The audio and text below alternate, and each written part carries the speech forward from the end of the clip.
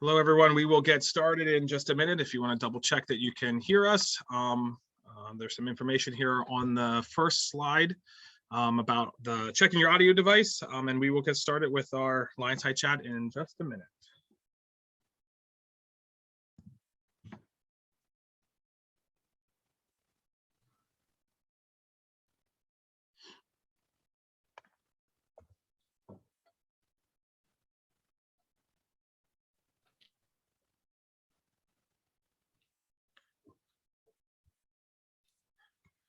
All right, let's get started. Welcome to Penn State Berks LionSide Chats. My name is Ryan Hassler. I am one of 3 LionSide Chat moderators working alongside Sonia De La Cueto and Don Pfeiffer Wrights. Come on in, welcome to our campus. We are glad that you could join us here today. Before we get started, we wanted to share that you should please feel free to submit questions throughout the program via our Q&A feature. We are not going to be utilizing the raise hand feature or the chat box today. So the Q&A feature is a great way to put the questions in. Once the presentation concludes, we will facilitate a discussion with our presenter. We'll also be recording today's session so that you can revisit this topic or share it with friends and family. So at this point, I am excited to welcome Dr. Donna Chambers, Associate Teaching Professor in Spanish. Hello, Donna. Dr. Chambers is the coordinator of the CACE Center here at Penn State Berks, which then stands for Center for Academic Community Engagement, a topic that is near and dear to my heart as well in terms of community engagement. So I'm excited to hear again more information about what's going on through the CACE Center. And at this time, I'm going to turn it over to Dr. Chambers. Thanks for joining us. And like I said, I will pop back on here to facilitate question and answer. So if there are questions throughout the presentation, feel free to submit those. So I will welcome you to share at this point, Dr. Chambers. All right. So while I bring up my screen, I'd like to thank everybody for attending today. And of course, I'd like to thank the folks at LionSide Chat for having me today. So it's a pleasure to talk about community engagement because it is definitely in my definitely a part of me, and so we're going to hear all about that today. So I've changed my talk a little bit about how I used to speak about community engagement because over the years things have changed, and so as things change, I like to change with them, and I want you all to become a part of this so that it's really advantageous to this. So therefore, the title of my talk today is Community Engagement, What's in it for me? Because that's really what's at the core of service. It's what you get out of it, of course, in addition to what you provide to others. So that's the title of my talk today. So the first thing you want to know is, well, what is community engagement? Today I'm going to abbreviate it as CE, but the first thing I need to tell you is that this goes by many other names. Community engagement could run the gamut of anything from service learning to volunteerism to outreach to internships. It can be an experience done through the humanities, arts, and sciences. It can be done through business. It can be done through mathematics. I mean, there's absolutely no end to what this involves. So however you want to call it, community engagement basically is your experience outside of the classroom in which you're going to use all of the knowledge you've gained from your education and from your real life experiences in a real life setting. So that's basically what community engagement is. Exactly as it says, it is engaging with the community. So that's all very fine and good, but probably the question on your mind is, what's in it for me? Why would I do this? And as you can see from this little guy with his hands on his head, that's about the reaction I get when I ask people to participate. But it's a very, very fulfilling activity. And yes, I know we are all extremely busy. But what do they say out there in the world? They say, if you want something done, ask a busy person. So one of the things you get out of community engagement is a lifelong lesson on, excuse me, on time management. So let's take a look at everything we have here for you. So first of all, community engagement looks great on your resume. And whether you're talking about a resume to get a job or a resume to move on to higher education, it speaks volumes. And I'm not saying this just because my talk today, but how many times has an employer or grad school counselor said to me, when I look at the pile of applications I get, anybody that has language, and of course I had to put a plug in for language since I'm a Spanish teacher, and anybody that has community engagement experience, they move those to the top of the pile. And I'm being completely serious here. Many, many people have told me this. Why? Well, because having community engagement on your resume shows that you're qualified and you're conscientious. It shows that you're willing to step outside your box and take a chance. Maybe your community engagement has everything to do with what you're studying, but it could also be something that you decided to try that has nothing to do with what you're studying. Employers like this, grad schools like this. These are some of the things they're looking for when they decide who they're going to hire or who they're going to admit into their institution. Community engagement helps you make connections with new people. And this is a great way to make connections because you're going to be doing it as a colleague. When you're involved in a community engagement project, everybody's on the same playing field. So you're not a student, you're not an employee, you're somebody there who's with this group to work with them to resolve whatever issue is at hand. So it's usually a much more relaxed atmosphere. And if you're working on a project, it's because you have an interest in that project. And most likely everybody else shares that same interest or they wouldn't be at that project. And this is an invaluable part of community engagement because this could lead to employment. This could lead to an in at something. I mean, it's just innumerous the number of things that can happen when you get involved in community engagement. Okay, community engagement allows you to try something different. As I just said a minute ago, you can create your project or participate in a project that has everything to do with what you're studying, but it could be something completely different. Let's say, for example, you're a literature student and you're majoring in comparative literature, but you've always had this certain knack for mathematics. So you say to yourself, you know what? I'm going to go tutor students in math. That's completely out of my field, but it's something that I know, it's something that I'm good at, so I'm going to try it. And you might discover that as you tutor these students in math, you really like this. Maybe you like it better than literature. Maybe you decide to become a math teacher. There are so many different doors that can open for you when you put yourself out there. You're also going to discover how shy you are or how shy you thought you were. But now that you're involved with the community and people are depending on you to do certain things, you can understand how I've grown and I can now do this. I can speak in public. I can meet people. Whereas maybe without the experience, you might not have discovered that about yourself. Community engagement develops your team working skills. And this is so important because obviously every employer is going to look for that. As you work on community projects, there are going to be several things that will work very well, but there are a lot of unexpected things that come up too. So how you solve those problems, how you work with your team on those problems, what you do to avoid those problems in the future, these are invaluable skills that you're going to learn through a community engagement experience. And you can put this on your resume or discuss it in an interview. And believe me, you will really impress the people you're interviewing with when you can talk about the team skilling bills that you have. All right, so let's review what we've talked about so far. So if you participate in a community engagement experience, you expand your network. And this is real important because basically people get jobs or they get admitted into schools or whatever based on their connections. There's nothing wrong with using your connections. If you know somebody who knows somebody and they put in a word for you, go ahead and use it. The entire world works like this, and there's nothing wrong with that. If you've worked hard to gain recognition, then at some point you want to reap those benefits, those rewards. Okay, so by involving yourself in a community engagement experience, you increase your knowledge in a real world setting. If you compare your resume, for example, next to somebody who never did community engagement, they may have gone to a top school and learned all about urban renewal, but if they've never participated in a project, how does anybody know that knowledge can be put to work?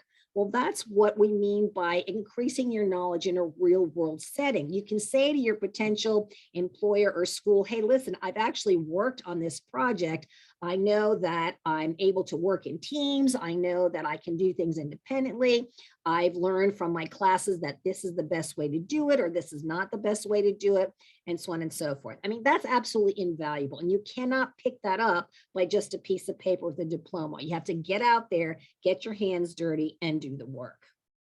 You develop and improve many, many, many skills. You're going to pick up time management. You're going to pick up conflict resolution. You're going to pick up team building. As I said, the number of skills you pick up are innumerable. So you'll also gain real life experience in whatever project you so choose to work on. So that could be, again, something in your field or something completely different.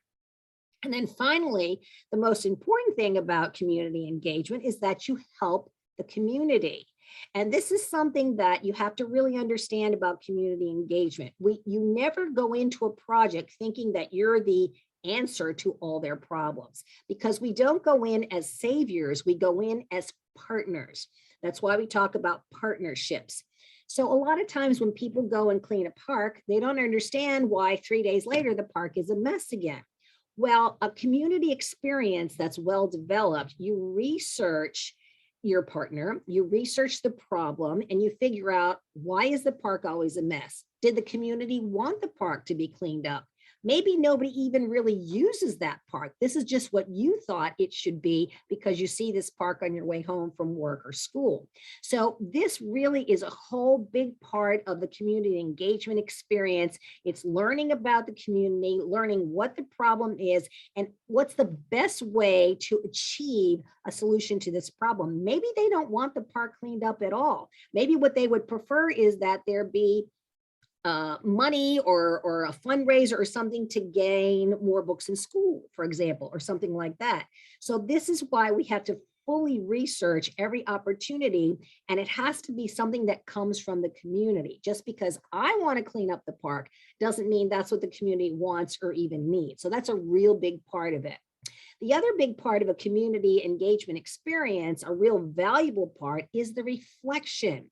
So you've performed your community service. Okay, some people walk away from it, they never think about it again. But if you reflect on what you've done, on the people you've spoken with, on the effect it's had, the impact it's had, this is a huge part of growing your skill sets, your growth, your personal growth. I can tell you, by being a student engagement network coach for the past 2 to 3 years, this is the part that really hits home for a lot of students. At first, they thought of it, oh, come on, this is too burdensome. I don't want to spend my time writing reflection papers. But by the end of their time, the one comment I hear from everybody is, this was really worth it. I really got a lot out of it. So those are only a few of the points, and we have a long way to go yet. So community engagement makes you a more confident and well-rounded candidate. Okay, so again, whether that's for applying for a job or applying to a grad school, you have a dimension that your competitors don't have. Right? Somebody that stayed shut up in their dorm room the whole time and chose to do video games instead of getting out there and getting their hands dirty, they don't have that well-rounded, that three-dimensional aspect to their education that you could acquire with community engagement. So it makes you an amazing candidate because you have dimensionality. You're not just a flat piece of paper of which they're probably going to get 4 or 5 or 600 sometimes at a time. Your resume stands out because you as a person now stand out. And not only that, but you've learned about yourself and your community, which again are invaluable assets. And of course, community engagement helps you become a better person. Why? Because you've stepped out of your box and you have stepped into someone else's shoes. You have learned empathy. You understand what's going on around you. You may not be so quick to judgment. You understand things a lot better. So, you know, there's that old saying, walk a mile in someone else's shoes. Well, community engagement helps you really walk that mile and see, you know, how that works. Okay, so now that we know a little bit about community engagement and some of the things that it could possibly do for me, let's take a look at some of the community engagement opportunities we offer right here at Penn State Berks. Keep in mind, these are only a few of the opportunities we offer.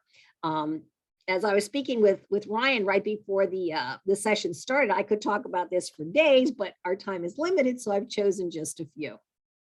So when we talk about community engagement, there are different types of ways you can perform service. You can perform in-person service. Excuse me, and that's exactly what it means. That means you actually show up somewhere to perform the service. And when you do that, that's something called direct service. That means that you're working directly with the people in that community group. So I have pictured here on the screen 3 things that we do here at Penn State Berks. One of them is a mentoring tutoring program that we do with the migrant education program. So here what happens is we have a whole bunch of people that have come from different countries, and they're put in the migrant education program, maybe because they don't speak English very well, maybe because they've just arrived and it's already halfway through the school year. So what we do is we sit down with these children and we tutor them. We can tutor them in English, in reading skills, in mathematics, in social studies, whatever they need help with. And aside from that, we also mentor the children. So it's not just all homework. When we're done with homework, we might get out the basketball and toss the ball around. We can run around in the yard and play tag. We can do arts and crafts with them. And this is something that really bonds you to these children. They love when students come and take the time to be with them. And they will always greet you with big hugs and kisses, and they'll send you cards for Thanksgiving and Christmas and so on. And it's an invaluable relationship that you establish. If these people stay in this community, you're already one leg up ahead on things that may come up later on that you may need their help with, or they may need your help with as well. Okay, something else that we do, which is a lot of fun, is bilingual storytelling. So as you can see, we don ourselves with costumes and we go into the grammar schools and we dramatize things like Dr. Seuss stories or Aesop's fables or something like that. And since most of the children we visit in our community are Spanish speaking, the bilingual stories are done in both Spanish and English. However, we have done things in other languages as well. When we could not do the bilingual storytelling in person, we recorded our stories through a Zoom and we sent it out to the schools, and we included Aesop's fables in Chinese, in French, in English, in Spanish. So there is no end to the possibilities that you can create with all of these opportunities. Over here, we're looking at the Schuylkill River Trail cleanup and the Bear Park cleanup. And it can be as simple as a cleanup, or it can be something like water testing. It can be studying how the birds migrate to the water, how the fish do in the water. So there's all possibilities here as well. One year we did an entire festival where we took the Olivet Boys and Girls Club and we performed lots of activities in their school. Other schools came to join. We had a nature hike. There was somebody there to talk about the birds. There was somebody there to talk about the canal that used to run along this river here in Reading. So, I mean, the possibilities were just fabulous. We also had families attend. And so parents came to help their children. We picked up trash. We cut down bushes. We basically beautified the trail. And this cleanup continues. We do this twice a year, one in the fall and one in the spring. So this is an opportunity that you could do. How would you tie that into a service learning project? Well, in Spanish class, we performed little skits for the children at the Olivet Boys and Girls Club, and they wrote them in Spanish. So what better way to practice your Spanish than in a real life setting? So this is what happens, a few of the examples if you do them in person. Well, supposing the pandemic is still hovering around, can I do things online? Well, of course you can. We have many opportunities for online service opportunities as well. One of them, as you can see from the cartoon on the screen, is research. A lot of organizations need help researching whatever it might be, demographics, places for them to build a new building. It can be scientific research. It can be health research. These are all things that you can assist with. Something else that can be done online is that many nonprofit organizations need a lot of help with their website. So you can help them build a website. You can help manage their website. You can record little public service announcements for them. Again, I keep saying this, but it's true. The possibilities are endless. Another thing that we do over here to the right is we have a letter writing campaign right now, and we've called it Operation Smilogram. And this is something that's also near and dear to my heart. When the pandemic started, I realized how very isolated senior citizens have become. And I know this from experience because my mother-in-law is in a senior living community. And when the pandemic hit, they shut the doors tight. Nobody was allowed to visit their relatives. You couldn't see your sons or daughters or grandchildren, anything. So they had nothing, absolutely nothing. So they felt so alone. So I thought to myself, what could we do to bring a smile to their face? So we started writing letters, and they are very short and simple. We talk about our day. We talk about our hobbies, sports. Some people like to write poems. Some people send pictures. And we've been doing this now for the past year and a half, and the seniors absolutely love it. So we send letters, and we don't expect them to write back because a lot of them just don't have that ability, but they do look forward to receiving these letters on a weekly basis. Last year, the Country Meadows senior community right here in Reading was so thankful for our letters that they prepared 45 bags that they called final exam survival bags. And inside the decorated bags that they decorated themselves, they put a bottle of water, an apple, some granola bars, some chewing gum, some pens and pencils, some markers, and some little Post-it notes that students would have this little final exam survival kit as they went along. And they did this completely on their own. We didn't ask for them, but they were so grateful for the letters. That's how they showed their appreciation. So indirect service could also mean that you may not be working directly with the public or with the community, but you're working for them. So a lot of times when we do translation products, this would be considered an indirect service because you may not be working with the people in the Hispanic Center, for example, but you are doing translating for them. Same thing with, well, a lot of times hospitals will ask for our translation services. So these things can be direct, they can be indirect, they can be online, they can be in person, or in some cases, they can be both. Just this year, right here at Berks, we started a new program. Well, we didn't start it. It's been going on at University Park for quite some time. It's called Nittany Lions Read and Nittany Lions Count. So this actually is another form of tutoring and mentoring, except the difference here, if you look at the screen, this is a paid position. So you qualify for this position if you qualify for work study. And if not, then you join our other tutor mentoring program. And what you do is you go to the community that's requested the help and you tutor these people. It could be in language skills, language arts. It could be in math. That's why it's called Nittany Lions Reads and Nittany Lions Count. So this is a fantastic opportunity, and this one you get paid. So what better way to do it? And you can do it in person, which is the preferred method. But of course, with the pandemic, we moved the program to online, so it works both ways. And we're hoping that we can go back to all in person, but if there's some communities that prefer that we continue online, we work with the community. It's what the community wants. Okay, so we have to talk about the Student Engagement Network. This comes out of University Park, but it's very much alive on every single campus. The Student Engagement Network offers a grant every single semester for you to do your project. Your project could be something as simple as the research you're participating in with the professor. It could be an internship. It could be a study abroad. It could be one of the opportunities I already talked to you about. Some students have earned as much as $2,000 through the Student Engagement Network. Now, in addition to the project, we meet once a week. Like I said, I'm a coach, so I had 4 students this semester that I worked with. And every single week, we talk about different things that relate to reflection. We talk about what skills you learned. How did you include empathy? All kinds of things like this. So it's a whole program. And at the end of the program, everybody does a poster presentation and they record and upload their videos. And it's all available via the Student Engagement Network.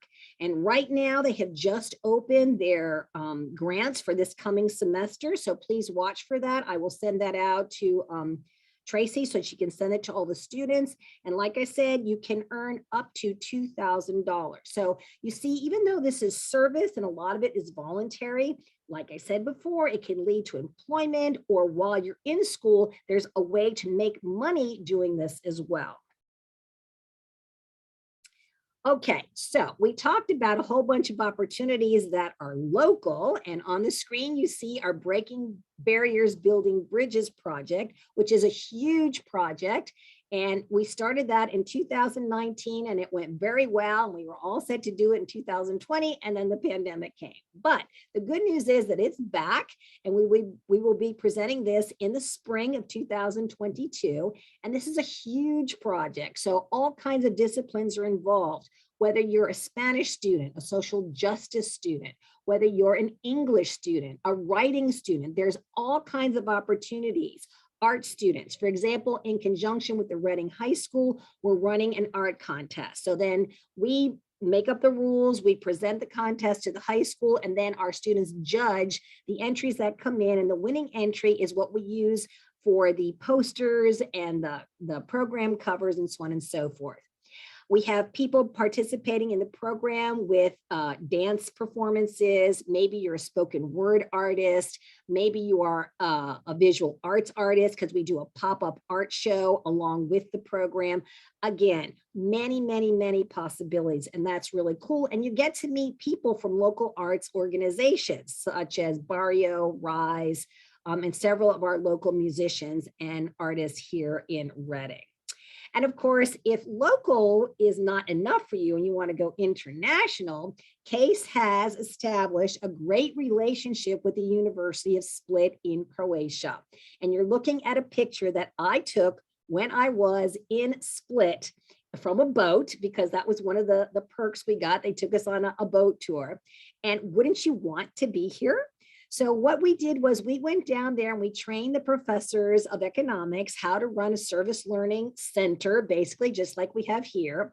And ever since then, we have been collaborating on research together, our students, their students, our professors, their professors, and then we all present together at international conferences. So we have done this now for 2 or 3 years in a row.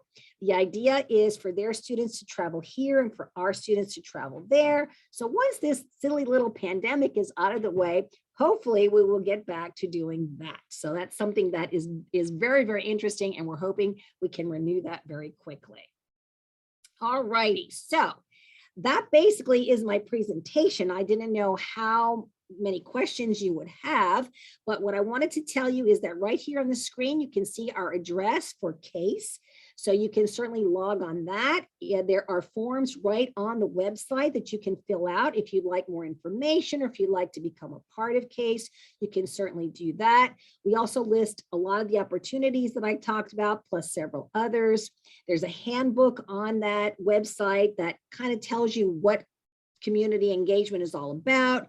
We offer training. So if you don't know how to go into the community, we can help you with that. If you need to get your clearances, we offer help on that. With the Nittany Lions Read program, you also have to get an I-9, which is really no big deal, but people need help with that, so we can help you with that as well. So these are all the wonderful things that we have to offer through CACE or through any community engagement. And once again, I'm Donna Chambers, and my office is in Franco 144. So that's our office for CACE. We have a wonderful administrative assistant by the name of Maureen Carr. She's very, very good at logistics and setting up the opportunity and how am I going to get there and all that kind of thing. So that's basically what I wanted to tell you about community engagement. So now I'm going to open it up for questions. All right, thank you so much, Dr. Chambers.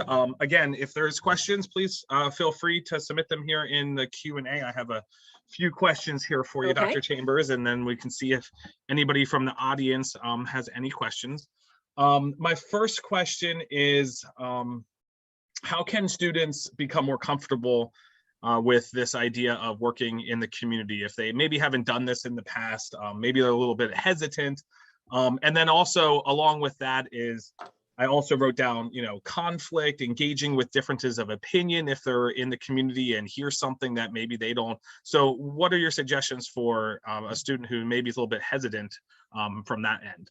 Well, that's an excellent question. And this is why we have a whole variety of opportunities that we offer. So the first thing I would suggest is come into our office, see the different types of opportunities we have, and tell us where you feel most comfortable, because we're not going to put you in something that's in urban planning, for example, if you've never ever studied anything like that.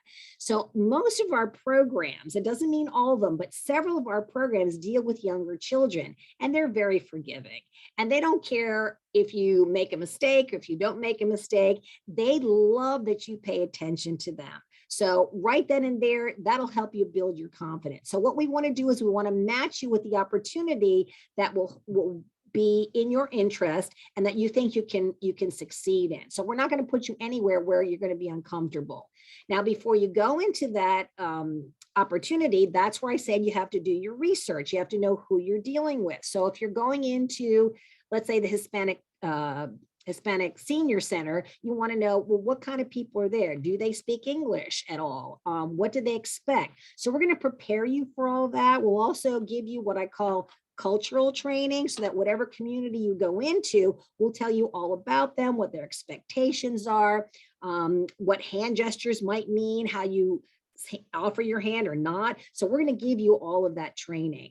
And then the second part of your question was about the conflict, right? So again, this all comes in prior preparation. This is one of the skills you're going to learn from any community engagement opportunity. Something I can point to is we had a voter registration party, and then we had a post-election reflection. Those were two areas, especially in this last contest, that could have opened the door for lots and lots of conflict. So what we do is we simply establish the ground rules, and everybody goes in understanding, this is a point of respect. If this is your opinion and you may feel very strongly about it, that's fine, but you can respectfully disagree with somebody else. So these are all the things. What you do is you build relationships. You don't just walk in cold to any opportunity. And that's where my job comes in. As a coordinator for this center, I meet with these people and we spend many, many hours in conversation before we throw the opportunity out there to the students. Once I have a good understanding of what the organization is and what they expect, then we pass that on to the students. What we've done in the past is we've had various organizations come in and they've talked to classes, and then students could pick what they thought was the best fit for them. Once they picked that fit, then we would put them in touch again with whatever organization, and they could talk things out to make sure that that was a good fit. And things do come up. For example, we've had students where the person that was supposed to be working with the students decided not to do anything. The students were left on their own. So this is another thing that CACE does. We evaluate the project during the middle, the beginning, the middle, and the end, so that we know what's going on. If the students are unhappy, we need to find out why. We need to resolve that. If the organization is unhappy, same thing. And so there's constant evaluation. And then at the end of the project, there's a huge presentation where the students will present to the organization what they got out of it, and the organization will do the same. And this, again, this constant dialogue conversation. Hopefully those things will be minimized because we've done our job. Yeah, and that's awesome. And for those students who are here and are listening, I mean, what you just heard is gold for what an employer is looking for, right? These are Dr. Chambers started off talking about This is the stuff that's outside of the classroom, right? Right. You all are going to get a degree from Penn State University. You're going to walk out the door. Does it really matter if you have a 3.8 versus a 3.5? No. I mean, probably not, right?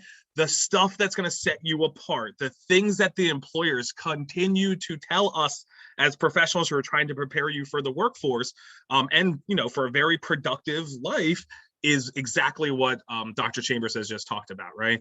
So, dealing with that conflict, figuring out how to make those communications, figuring out the respect for others' opinions. So these are the things that sometimes from, an academic standpoint, right? When I teach my math classes, I can't bring all of that stuff into the classroom, right? Sometimes.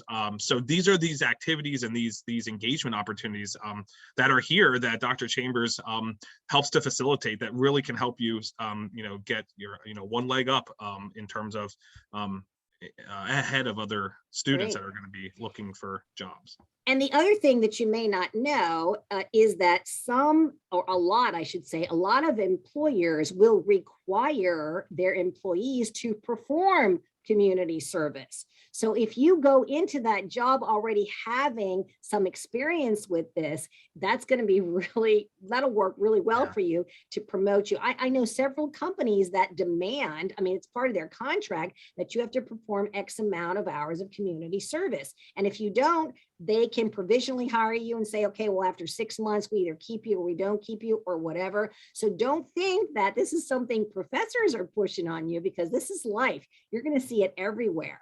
And for example, just yesterday, we got a letter at home that our neighborhood is setting up some kind of community co-op where we can help one another. So it's not just work, it's anything around you.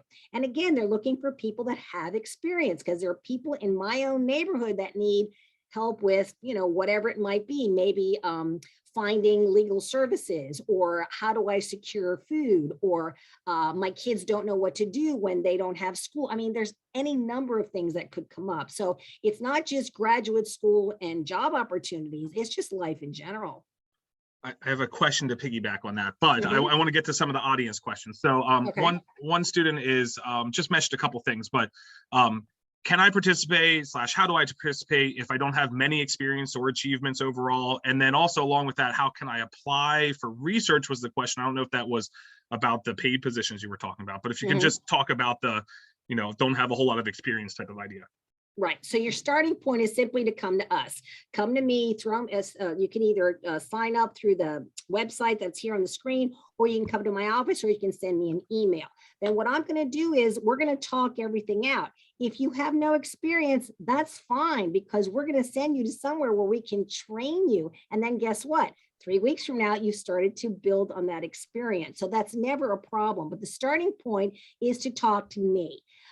Or of course, you can speak with your professors, because there are several professors that have community engagement projects. And if you're afraid because you don't have any experience, don't be afraid of that, because through the project is how you will gain experience. And then you can translate that experience maybe into a job experience later on. So the best thing to do is to speak to somebody. And in this case, if you're interested in any of the opportunities on our website or that I've talked about, then you come see me and I will help you and guide you. Again, we're not going to put you into anything where you're going to fail. That makes no sense whatsoever. So we want you to be as successful as possible, because your community is counting on you. If you sign up to do X and you can't deliver, that's egg on everyone's face. So again, success is at the core of our mission.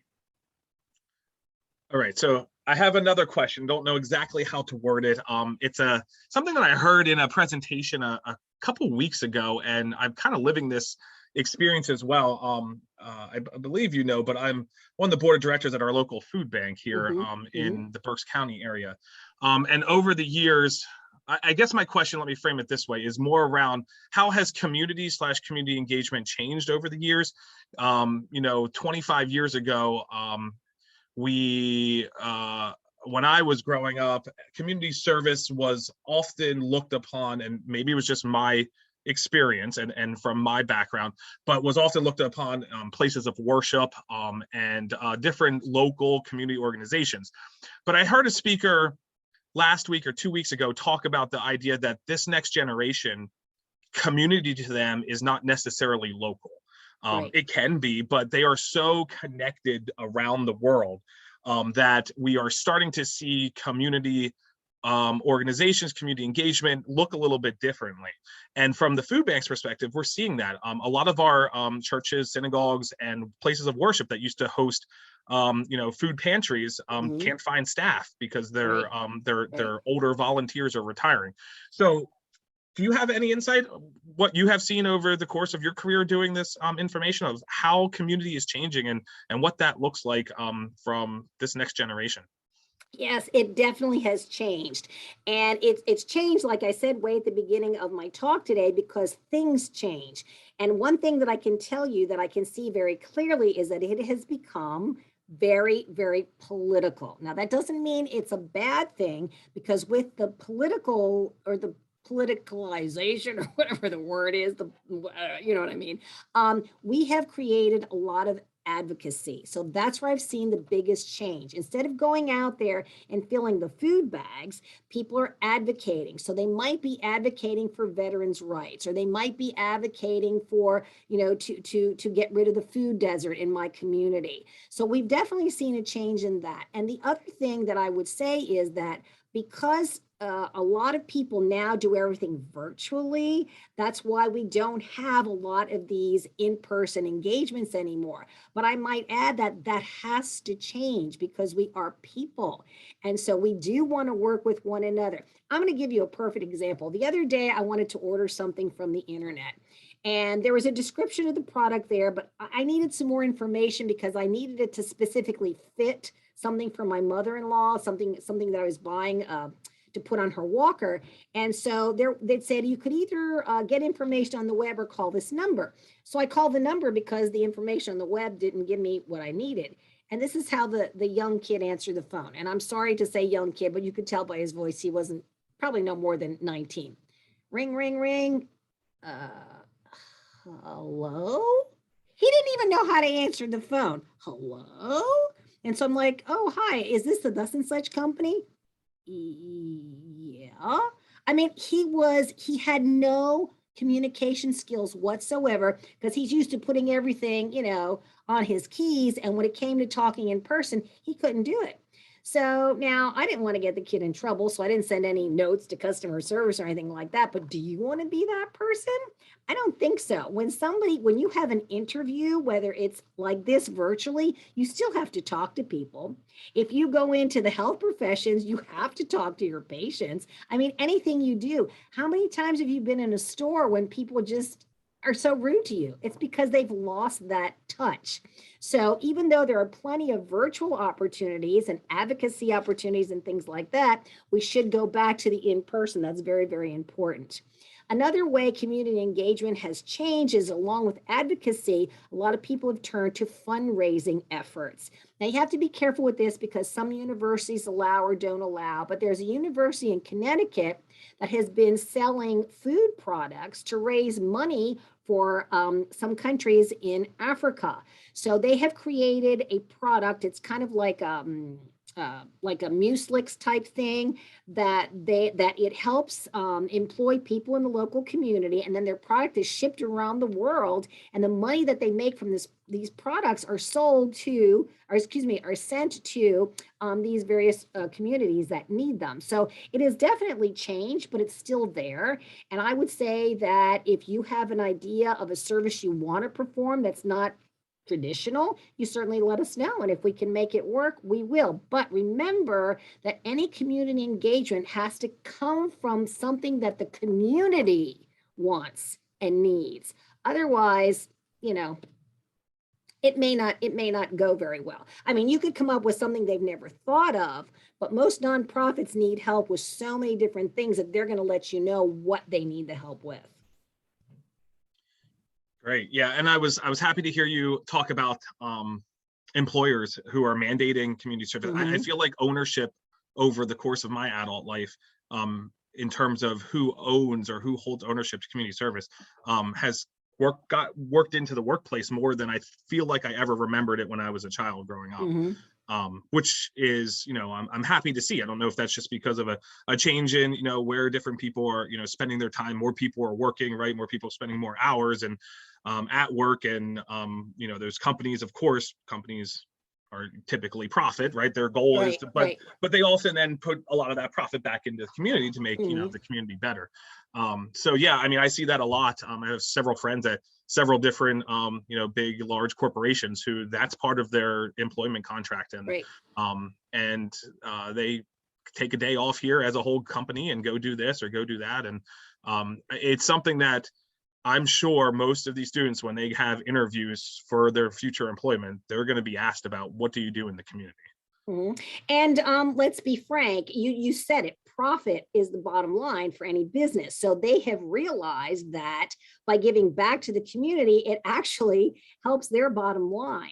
So then the light went off and they said, oh, we can make better profit and we can help the community at the same time. So it's a win-win situation in that regard. And before, we didn't really do that as much. I think before people kept their needs hidden. But now, I mean, with everything we have, social media and all, you can't hide that anymore. So everybody knows what the needs are, what the wants are. And there are some people that truly want to work with that. And some people that will say, I'm willing to help. What can I do? And other organizations that will put themselves out there and say, okay, we're going to step up to the plate. Yeah, awesome. That's all the questions I have from the audience members. Unless anybody else has anything, I think we will work on wrapping up here. Dr. Chambers, thank you for all of your hard work with this and for helping to prepare the students. And I mean, the lives that get changed and that do get changed through this community engagement. I mean, if you're sitting here thinking, oh, maybe I'll do this, maybe I shouldn't, I don't know, this sounds like I'm a little bit hesitant.